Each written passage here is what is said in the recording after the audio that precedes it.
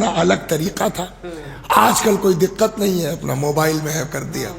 ویسے ہی ایک تاجر تجارت کی غرض سے پورا پیسہ لے کے چلا, رستے میں پیسہ اس کا غائب ہو گیا.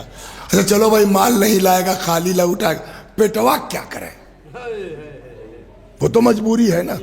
جب نہیں برداشت ہوا, بھوک زیادہ بڑھی, تو ایک تو دکان تھی سامنے, وہاں گیا, کہنا بھیا پردیسی ہوں, جیب کٹ گئی ہے, پیسہ غائب ہو گیا ہے, اتنا دے دو کو پیٹ بھر لیں.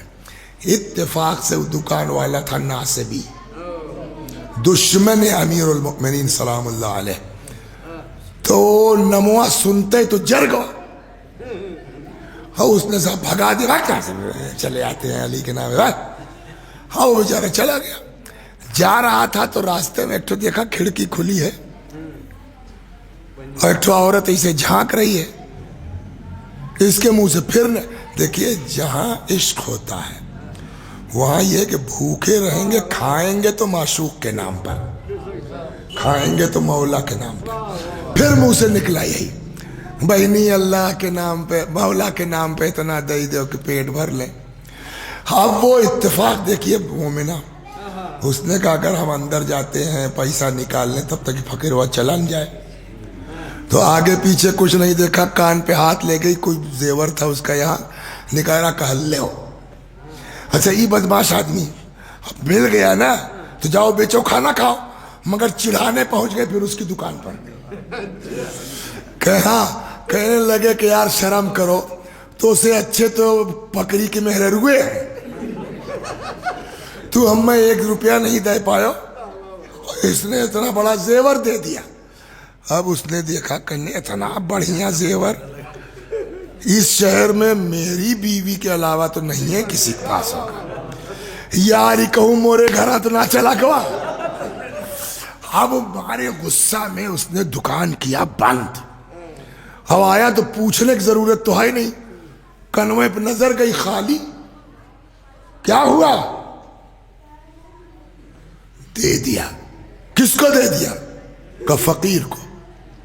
اتنی مہنگی چیز کہیں دی جاتی ہے. کہنے لگے کیا کریں, ایسا نام لے لیا تھا مثلا کہ اس نام کے بعد پھر منع کرنا مشکل ہے. کہ کیا کہا تھا, کہ اس نے میرے مولا کے وسیلے سے مانگا تھا. کیسے, مولا کے وسیلے سے. تو بغیر میری اجازت کے کیوں دیا, کہنے لگے سنو ہمارے ابا دیے رہن توہرا بنواوا نارا, سمجھیا. اب اس کو اتنا غصہ آیا, طلاق دے کے نکال دیا, خالی نکال نہیں دیا. وہ ایک کتاب آغا ذبیح اللہ محلاتی کی, ریاحین الشریعہ فی احوال بانوان الشیعہ, اس میں لکھا ہے یہ سب ہتھوں کاٹ دیا اس نے, بڑھیا سے نکال دیا. اب ایک عورت بیچاری ہاتھ کٹا, خون بہ رہا, کتنی دور جائے گی. ایک جگہ گئی, گری, بے ہوش ہو گئی. اتفاق سے کوئی مسافر خانہ تھا, اس کا وہ میدان تھا. پہلے بڑے بڑے مسافر خانے ہوتے تھے کہ مسافر لوگ آئیں تو اونٹ باندھ سکیں, گھوڑا باندھ سکیں. رات کو مسافر خانے کا مالک نکلا ٹہلتا ہوا, کوئی چور چکا نہ ہو, تو دیکھا ایک لڑکی بے ہوش پڑی ہے. ارے اٹھوایا, لے گیا, دوا علاج, ٹھیک ہو گئی. کیا بات ہے بیٹا, اس نے قصہ سنایا. کہنے لگا گھبراؤ مت, ہم بھی مولا والے ہیں, تم ہماری بیٹی رہو آرام سے. رہنے لگی. ایک مدت کے بعد وہاں ایک ٹھو آ کے قافلہ رکا. رات کو قافلے کا سردار نماز شب کے لیے اٹھا. تب اس طرح کی لائٹ وائٹ تو تھی نہیں, تو اس کو لگا اس سامنے والے کمرے میں کبھی ہلکی ہوتی ہے روشنی, کبھی بڑھ جاتی ہے, کبھی کیا چکر ہے. تو جھانکا, اس نے دیکھا ایک ٹھو عورت ہے نماز پڑھ رہی ہے, سر سجدے میں رکھتی ہے, روشنی کم ہو جاتی ہے, سرا اٹھاتی ہے, کمروا چمک جاتا ہے. کچھ نہیں, چلا آیا اپنی نماز پڑھا. صبح جانے لگا تو اچھا خاصا مسافر خانے کے مالک کو تحفہ تحائف دے کے. تو مسافر خانے کے مالک نے کہا کہ کوئی کسی کو زبردستی بلا وجہ اتنا سب نہیں دیتا, اس سے پوچھو کیا چاہیے, چکر کیا ہے. کہنے کیا بات ہے بھائی صاحب, آپ نے ہمارے کو تحفہ. کہنے صاحب بس یوں ہی کہنا, وجہ بتاؤ. کہنے اس کمرے میں کون رہتا ہے. تو اس نے کہا میری بیٹی، نہیں بتایا کون ہے کیا ہے، میری بیٹی۔ کہنے صاحب آپ کی بیٹی سے میں شادی کرنا چاہتا ہوں، اگر آپ کر دیں تو۔ کہنے بھیا ہم پہلے پوچھ لیں، ہم خود تو نہیں جواب دیں گے۔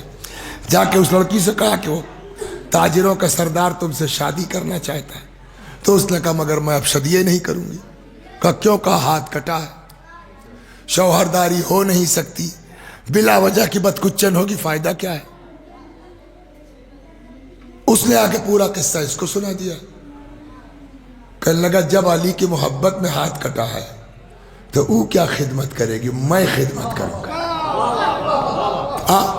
ایسی چاہنے والی، ایسی مومنہ، وہ کیا خدمت کرے گی، میں اس کی خدمت کروں گا۔ اصرار انکار، دباؤ اتنا بنا کے راضی ہو گئی۔ اب صاحب جو ہے وہ یہی ٹائم رہا ہوگا، سحر کا وقت، اچانک اس لڑکی کے کمرے سے چلانے کی آواز آئی۔ تو وہ بیچارہ مسافر خانے کا، کیا بات ہے بیٹا؟ دیکھا اس سر سجدے میں رو رہی ہے۔ ہوا کیا؟ اٹھایا سر، کہنے لگے دیکھا میرے مولا نے میرا ہاتھ واپس کر دیا، شادی ہو گئی۔ نکتہ یہاں ہے، شادی ہو گئی۔ اب یہ لوگ میاں بیوی کی حیثیت سے چلے گئے، نہ ان کو جانتے ہیں کون ہے وہ، نہ ان کو جانتے ہیں کون ہے، بس شادی ہو گئی۔ کچھ دنوں کے بعد میاں بیوی بیٹھے بتیائے رہے ہیں، تب تک دروازے پر کسی نے بھیک مانگنے والا فقیر کی آواز لگی۔ تو اس نے کہا کہ ہے جا تنی بھیک دے آؤ۔ تو اب ہو گئی، تو پہچان لیا کہ یہ تو میرا پہلے والا شوہر ہوا ہے۔ کہنے لگے تو اس نے بھی چونکا، ارے تو وہ بھی پہچان گیا کہ تو میری بیوی ہے پہلے والی۔ کہنے لگے یہ بتاؤ بڑے پیسے والے تھے تم، یہ کیا، یہ بھیک کیوں مانگ رہے ہو؟ کہا کیا بتائیں تم کو، جب میں نے گھر سے نکالا، جیسے دکان پہ آیا، دکان مکان میں ایک ساتھ ایسا آگ لگی کہ 1 روپیہ نہیں دیا تھا، روز مانگ رہا ہوں 1 روپیہ کھانے کے لیے، سب جل کے راکھ ہو گئے۔ اب اندر وہ بیٹھا سوچ رہا کہ یار بھیک دینے میں کتنا ٹائم لگتا ہے، یہ کہاں رہ گئی؟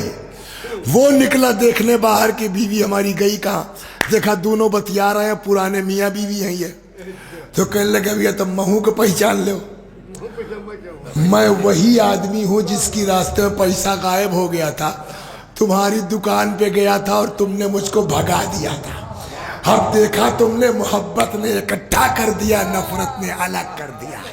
صلوات بر محمد و آل محمد۔ دیکھو ایک دم ٹھیک پروردگارہ اس جشن کو